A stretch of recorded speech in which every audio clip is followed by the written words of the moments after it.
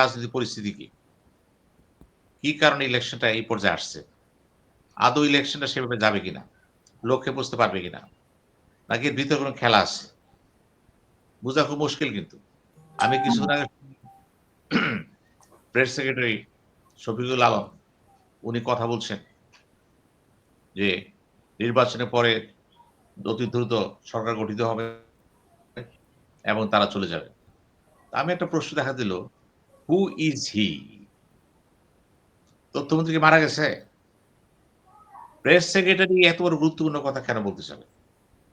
৩ দিনের ভেতরে সরকার গঠিত হবে, সরকার গঠনের পরে সংসদ হবে, মন্ত্রিপরিষদ হবে। এইটাই প্রমাণিত হচ্ছে যে সরকার দেশ চালাচ্ছে না। মশকারি করতেছে। এটা মশকারি করতেছে তো কিন্তু। এই যে আসিফ নজরুল কি বলল একটু আগে? যে নির্বাচন হওয়ার পরে, নির্বাচন হয়ে যাওয়ার পরে কে শপথ সংসদ করাবে? ১ম কাজটা হলো কি এমপিদের শপথ পড়ানো। কে পড়বে? উনি বলছেন সংবিধান দিয়ে যেহেতু স্পিকার মিসিং, ডেপুটি স্পিকার কারাগারে আছেন, অতএব তারা আসতে পারতেছে না। নেক্সট এ কি হবে? ওই সংবিধানে লেখা আছে তো এটা। ওই সমস্ত ক্ষেত্রে যে উদ্ভূত পরিস্থিতিতে রাষ্ট্রপতি ঠিক করবেন। সাধারণত এই হলে চিফ জাস্টিসকে বলতে পারেন, আপনি শপথটা পড়েন। আবার যদি একটা সময় পর্যন্ত শপথটা না হয়, নিয়ম মাফিক চিফ ইলেকশন কমিশনার কিন্তু পড়ায় দিবেন। এগুলি কোন বিষয়বস্তু না কিন্তু। এগুলি জাতির কাছে বলার কিছু নাই কিন্তু। অ্যাজ হুম। ইট ইস। এই সেলিম, কথাবার্তা হচ্ছে দেখি আমার সংবিধানটা দে। গণপরিষদ কিভাবে হবে? যদি সরকার গঠিত হয়ে যায় তাহলে কি ৬ মাস থাকবে ইউনূস সাহেব? ব্যাখ্যা কিন্তু সরকারি তরফ থেকে দেওয়া হচ্ছে। বিভ্রান্তকর ব্যাখ্যা কিন্তু। কিন্তু একটা জিনিস কেউ বুঝতেছে না এখানে। আমি ফেসবুকের সাথে আলোচনা অনেক জায়গায় আমি কিন্তু এড়ায় যাই। কেন যাই? এখানে বক্তারা যেভাবে কথা বলে বা দর্শকরা যেভাবে লেখে তাতে আসে না। আজকে যেহেতু বক্তাগুলি ভালো আছে, কথাবার্তা বলা যায়। আমি রিল্যাক্স ফিল করতেছি কিন্তু এখানে। প্রশ্ন হলো নির্বাচন হওয়ার পরে যখন সংসদটা হয়ে যাবে, স্পিকার হয়ে যাবে, প্রাইম মিনিস্টার হয়ে যাবে, এমপিরা শপথ নিয়ে নিবে, স্ট্যান্ডিং কমিটি হয়ে যাবে। সরকার তো নাই। ইউনূস সাহেব তো আর নাই। তো ৬ মাস কেন থাকে সে? এই কথাটাই কিন্তু আজকে বলে দিছেন। আসিফ নজরুলও বলছেন, প্রেস সেক্রেটারি বলছেন। তো এই কথাটা বলতে হলো কেন? কারণ এই অবুঝ জনগণের মধ্যে অবুঝ যে বক্তারা আছে কথাবার্তা বলে, এর নিয়ম মাফিক কথাবার্তা। নির্বাচন হয়ে যাওয়ার পরে there is no way সরকার থাকতে পারবে না। এখন হুম। ষড়যন্ত্রের কথা বলছেন। গণপরিষদ ৬ মাস থাকবে। ১ বছরের অসুবিধা কি? গণপরিষদ যখন গণপরিষদ হিসেবে বসবে, ওই ল মেকিং এর প্রসেস যখন আসবে, চেঞ্জ এর প্রশ্ন আসবে, তখন গণপরিষদ। আদার দ্যান দিস পার্লামেন্ট চলবে। কোন বিতর্ক নাই তো এখানে। তো এই সমস্ত কথাগুলো কেন আসতেছে এখানে? আসতেছে এজন্য গুজব। কারণ সরকারটা এত দুর্বল সরকার। এখানে কথা বলার লোক নাই। নির্বাচনটা হবে, কিভাবে হবে, কেমন হবে কিচ্ছু নাই। ইউনূস সাহেব নিজেও জানেন না আল্টিমেটলি কি হবে। উনিও চাচ্ছেন একটা সেফ এক্সিট। চাচ্ছেন। এখন কে হবে? কোন দল ক্ষমতায় যাবে? এই যে বলা হচ্ছে ইঞ্জিনিয়ারিং, ইলেকশন ইঞ্জিনিয়ারিং। কোন ইঞ্জিনিয়ারিং? নতুন পদ্ধতির টেকনোলজি। টেকনোলজি তো অনেক আগে গেছে। এই টেকনোলজি ইউজটা কে করবে? আপনি যেই করুক সরকারের সমর্থন প্রয়োজন হবে। সরকার যদি নিজে ইঞ্জিনিয়ারিং এ জড়ায় যায় আর সূক্ষ্ম কারচুপিতে জড়ায় যায়, কিন্তু করার কিছু নাই। করার কিছু নাই। আর সরকার নিজে যদি মনে করে আমি চাই ওই ২৪ এর পরিবর্তনের পরে এই দলটা ক্ষমতায় আসুক। আমি চাই। এবং সেই অনুযায়ী যদি দেশি বিদেশি শক্তির সাথে হাত মিলে কাজ করে, বলার কিছু নাই তো।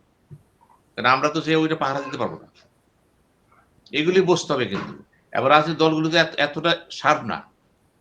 আইটি ক্ষেত্রে এতটা শার্প না। কোন দলেরই কিন্তু এক্সপার্ট না। অত পারবেও সম্ভব না। এই সমস্ত ক্ষেত্রে কি হবে? জঞ্জাল বাধা দিবে। যেমন ধরেন হালকা কথাবার্তা হচ্ছে। যে আমাদের বিএনপির সভাপতি চেয়ারম্যান হালকা কথা বলছে। তার উত্তর আসতেছে আবার জামাত থেকে। আমরা তো এগুলো চাই না। আমরা চাচ্ছি আপনার গঠনমূলক কর্মসূচি নিয়ে কথা বলেন। দেশের অর্থনীতি কি হবে? পররাষ্ট্রনীতি কি হবে? ডিফেন্স নীতি কি হবে? আপনি ক্ষমতায় গেলে কি করতে পারেন? জামাত ইসলাম ইশতেহার দিয়েছে। ভালো ইশতেহার ৪ টা পয়েন্ট মৌলিক দিয়েছে। ৪ টা পয়েন্ট বলছে এখানে একমত এখানে দ্বিমত করব না। যা খারাপ তার বিরুদ্ধে থাকবো। যা ভালো তা আমরা করব। ঠিক আছে। হয়তো বিএনপি সামনে আসবে কালকে দিয়ে দিবে। এই যে দিয়ে দিবেন, আমরা তো এগুলি চাচ্ছি। আমরা তো এগুলি চাচ্ছি না যে আপনি বলতেছেন যে ৫০ কোটি লোক ৫০ কোটি গাছ রোপণ করবেন কতদিনে? ৫ বছর। এটা সম্ভব? এটা প্রতিদিন কিন্তু ২,৬৫,০০০ গাছ বুনতে হয়। কেন বললেন? ২০,০০০ কিলোমিটার। খাল খনন করবেন। কেন বলতেন এটা? আমরা এগুলো চাচ্ছি না তো। আমরা চাচ্ছি বিএনপি চেয়ারম্যান যে কথাটাই বলবেন, তথ্য ডেটা ভিত্তিক কথা বলবেন। বাস্তব কথা বলবেন যেটা সম্ভব। আমরা প্রস্তুত শোনার জন্য।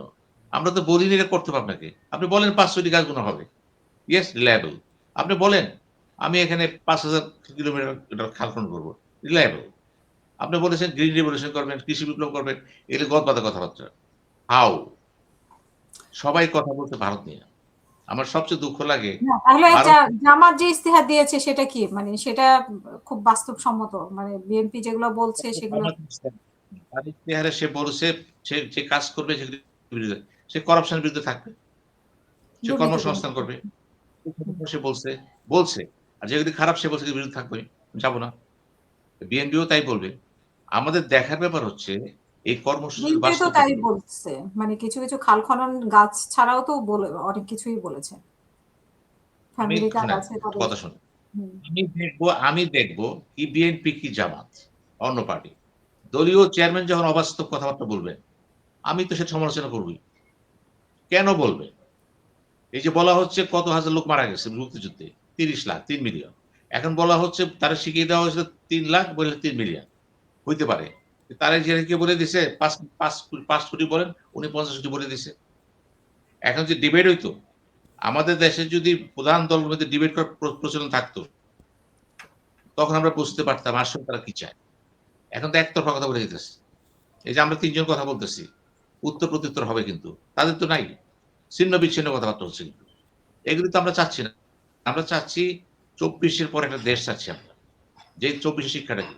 মুক্তিযুদ্ধের চেতনা তো সবসময় ছিল। এখনো তো আছে। ওটা তো আমাদের ভিত্তি। মুক্তিযুদ্ধ ভিত্তি। পরেরগুলো হচ্ছে কি ওই ভিত্তিটাকে যারা দুর্বল করছিল সরায় দেওয়া। আর কিছু না।